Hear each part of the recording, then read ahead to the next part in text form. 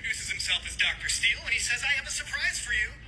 I'm Dr. Homan Kwok, Dr. Howard Steele. I've been trying to make an update video on that video for so long, but I get so overwhelmed by the details that I have to stop. But I'm going to try to do it today. Okay, that video was about Dr. Homan Kwok, who had written into the New England Medical Journal after doing some research, stating that MSG was the root cause of why people get sick after eating certain foods.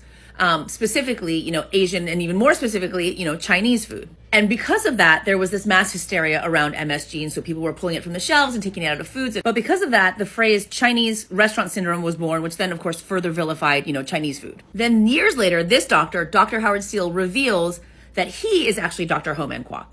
And over a $10 bet that he made with a friend that he could get published in a medical journal, he made up the persona of Dr. Homan Kwok, and he made up this outlandish story about, MSG being the root cause of people's, illnesses.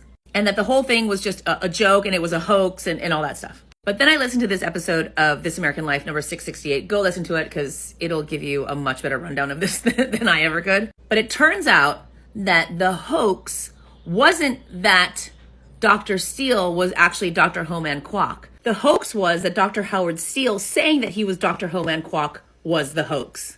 Does that make sense?